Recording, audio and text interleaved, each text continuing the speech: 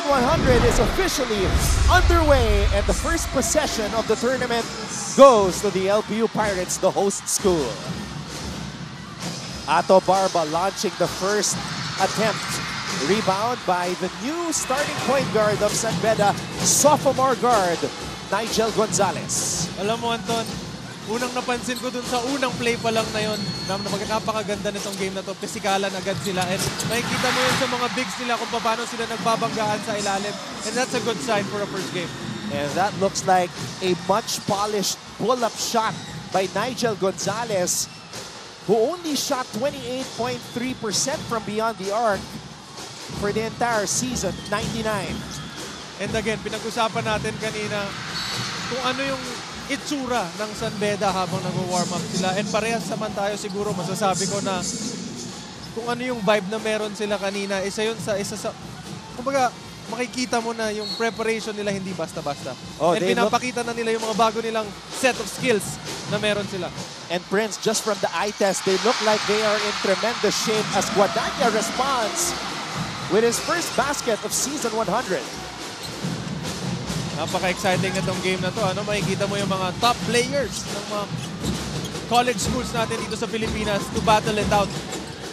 RC Kalimag knocks down a 3 back-to-back triples to open season 100 for the Red Lions. I won't say I called it, but I did. RC Kalimag. Well, he's starting, not Richie Kalimag. RC wearing jersey number 13. Brothers number 3. Alam mo yung pakiramdam na yan, yung magkapatid kayo sa isang team, na experience ko yan. Pero yung sa amin nun, 3 kami. And isa yan sa mga bagay na hindi ko ipagpapalit sa kahit na ano. Kasi parang isa yan sa pinnacle ng career ko nung high school. Definitely priceless moments for you as a family and of course for the Kalimag family as LPU's Kyle Montaño knocks down his first triple of the season. Bola na kay James Payosing, the finals MVP from season 99. James Payosing with the sauce. Nilaro pa. Nilaro pa yung bola sa ere bago ni layup. Barba. Wow, the defense of this San Beda players, ha? Aviles, under goal stab, looking solid. Genesis Aviles, now playing in his 3rd season here in the NCAA. The score is 8-7. San Beda leading by 1. What an offensive rebound and the finish. James Payosing averaged 12 rebounds per game in the finals.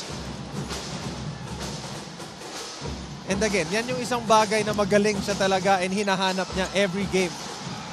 Yung Guadagna, rebound na yan. mula sa kanto, bitin. Ball is loose.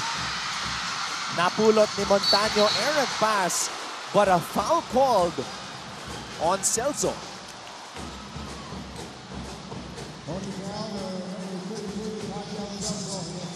Alam mo, gusto ko makita sa mga players na to, yung classic na big man.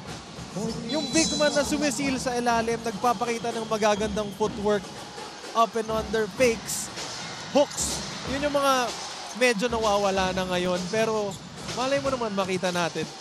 I'm sure, because you have Coach Norman Black as yes. San Beda's team consultant. Gonzalez. Andrada with the board. Pinalik kay Nigel. Nigel throws it out to RC Kalimag. 2 to shoot. Kalimag. And the ball will go back the other way to the LPU Pirates.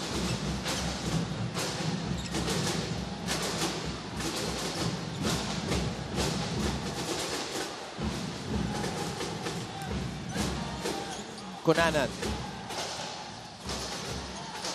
Montaño handing it off to Barba. Greg Cunanan, the new team captain of the LPU Pirates, playing in his 4th year. McLeod draws the foul and he will head to the line.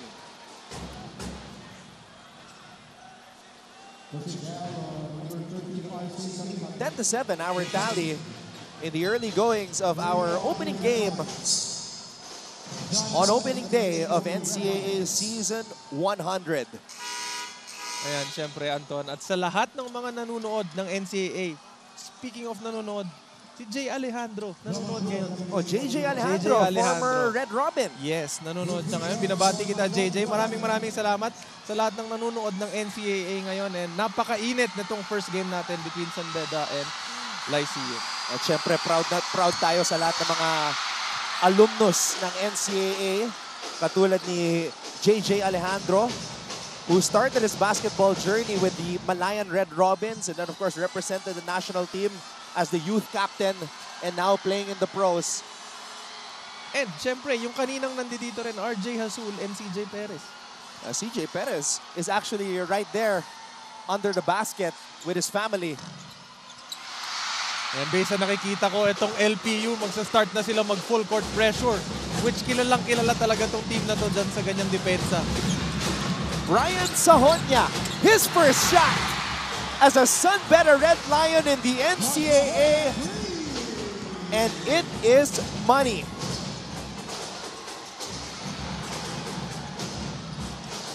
Kunanan. I still remember my first shot sa NCAA. It was a reverse. Classic Prince Rivero. It was a reverse. Sahonia. Jomel Puno now in the game. He is expected to make a major leap in his second year in the league. Yukian Andrada, the new team captain. It's his time now. And he forces LPU to call a timeout. San Beda on top in the first quarter, 16-9.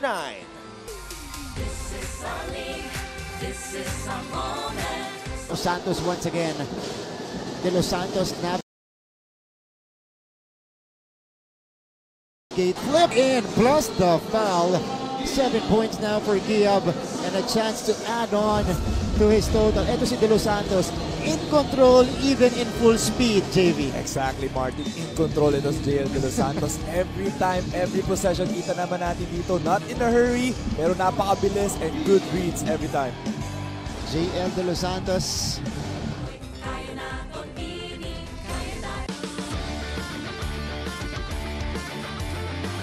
Welcome to the NCAA, Brian Sahonia. And then, moments later, the new team captain of San Beda and the player with the highest percentage from downtown in season 99, Yukian Andrada, drains his first triple of season 100. Can you imagine? Andrada shot 39.3%. For a big man, that's remarkable. Yes, of course. Para sa big man na tumira sa labas, ang laking bagay nun para sa isang team. Kasi nasa-spread mo talaga yung mga players, yung mga kalaban nyo, nasa-spread nyo siya. And mas nagkakaroon kayo ng space para dun sa mga guards mo na makapag-create. Maraming salamat sa inyong panonood ngayon. Anton Ross working alongside Prince Rivero. And we also welcome back to the broadcast team reporting at courtside for her third year, Christine San Agustin. Christine, welcome back.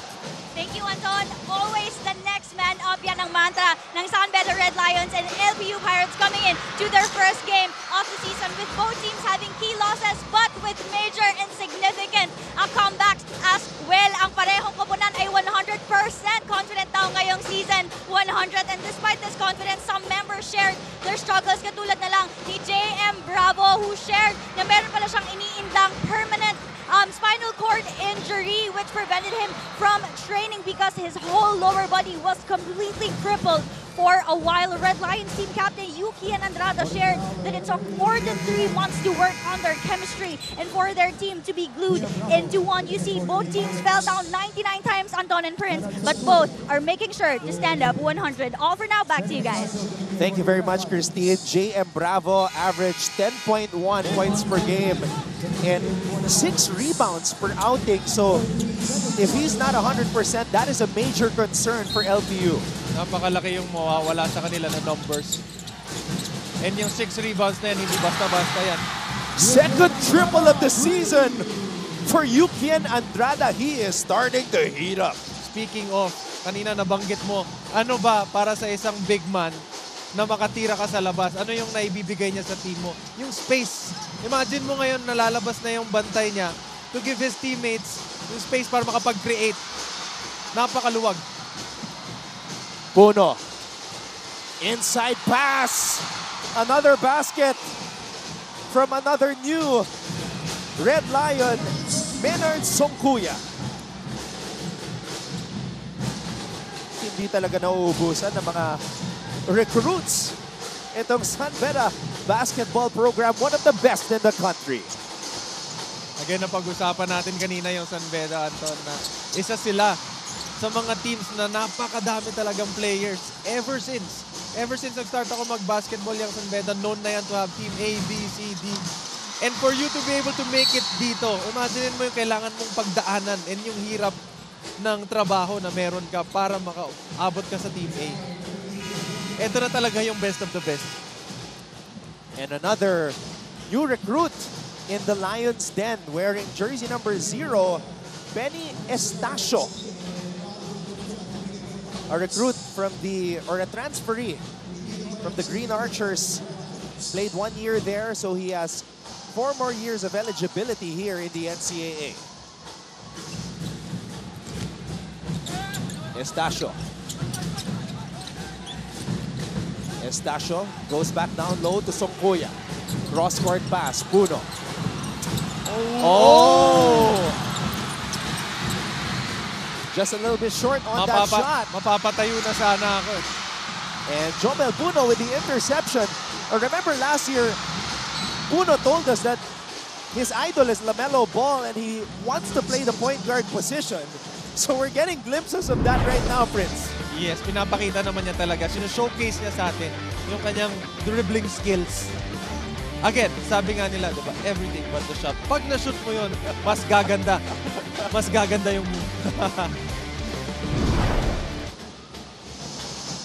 Lead pass.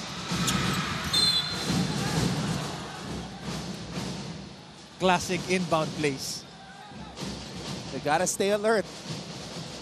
Eto na, mukhang San Beda na yung pe-press. And with the rotation that we are seeing so far in this opening day, they have the bodies. And hanggang sa third group nila, alam mo naman, and makikita mo, nakita natin kanina, kung gaano sila kakondisyon na masasabi mong kaya nilang isustain yan buong game. Look at the defense. Tough shot by Bravo. Puno. That's good deflection there by Gordon. Peñafiel. Ooh! Muffs the layup. And you can't afford missing those kinds of shots against San Beda, a team that rarely commits mistakes. And right now, the Red Lions have a 21-9 advantage.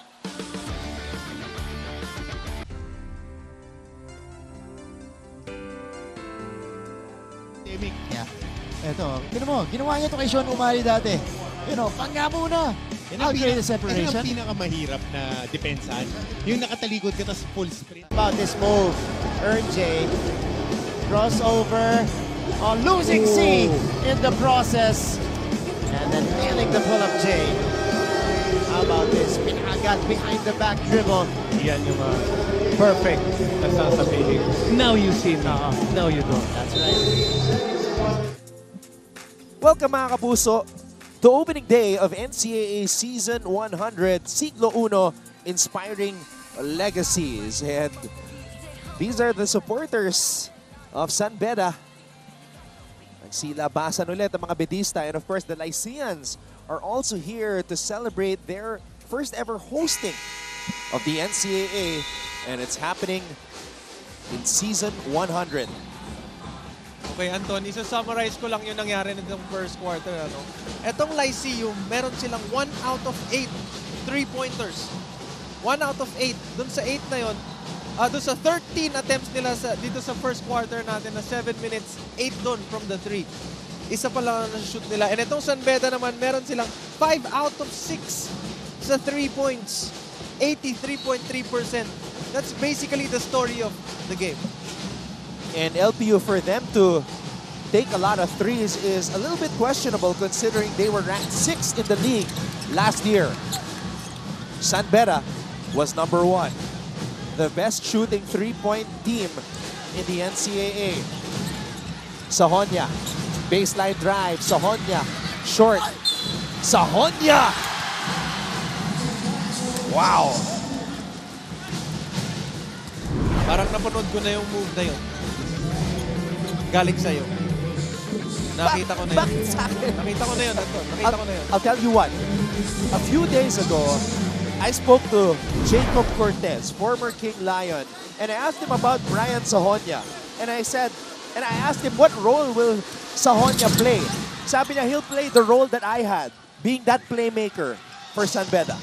And sa nakikita natin, hindi lang siya playmaker. Andun rin siya sa loob kumukuha ng rebounds. Imagine a guard who gets the rebound. Kokonti lang yan. A good example of that, Scottie Thompson. Which galing din sa NCAA. Well, a guy who rebounds like Scottie, I would say, is James Payosig. We saw his rebound earlier, yung kalawit rebound. Yung paangat pa lang yung bola, makikita mo na siya. Hindi mo siya talaga pwedeng iwanan. Foul.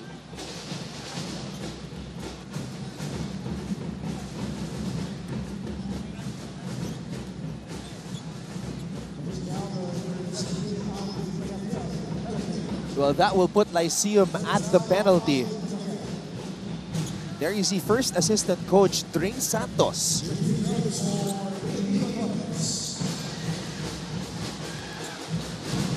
Another new player from the San Beda side, Zane Halbuena.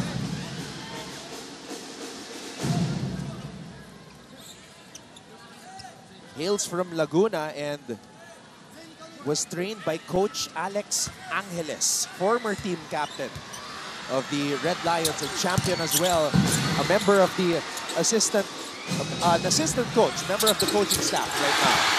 And Sahonia knocks down another triple.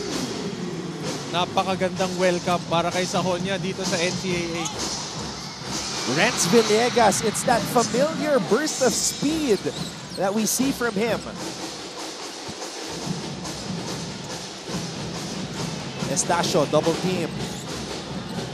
Halbuena gets it back. Halbuena, bounce pass.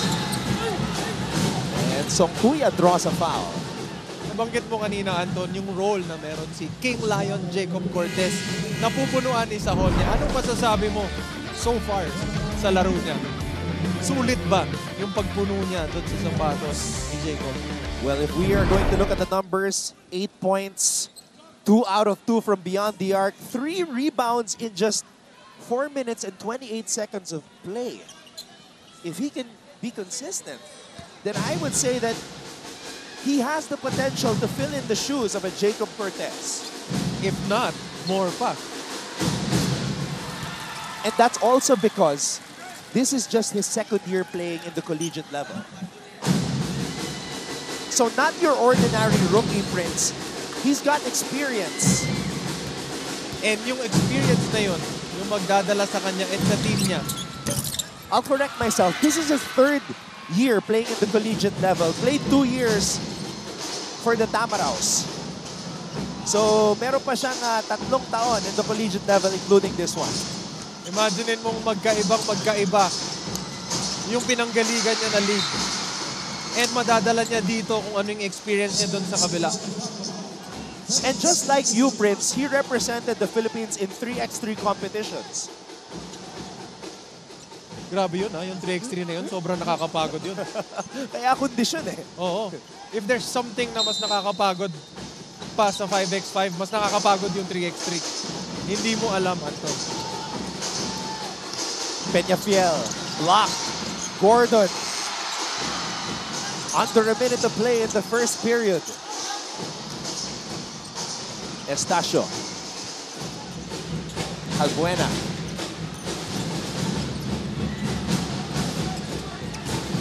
Ten on the shot clock. Halbuena to Puno. A foul away from the ball. Ako lang ba? o paghawak ni Halbuena yung bola, ang nakikita ko sa kanya, yung parang silhouette niya, si KD. How he does his jab steps, paano niya hawakan yung bola, yung movement niya. May similarity sila. Well, these kids grew up with the KD generation. So hindi na nakakagulat if the way they move mimics that. And syempre, hindi natin pwede kalimutan. Kyrie, Steph, and LeBron. Songkuya drains the first free throw. Parang sobrang comfortable ng San Beda, Anton. Dapat iparamdam ng LPU sa kanila na they mean business. And mag-uumpisa yan syempre sa depensa.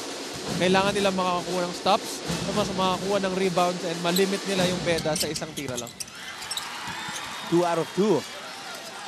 On that trip to the line for Maynard Songkuya. Gordon. Bravo.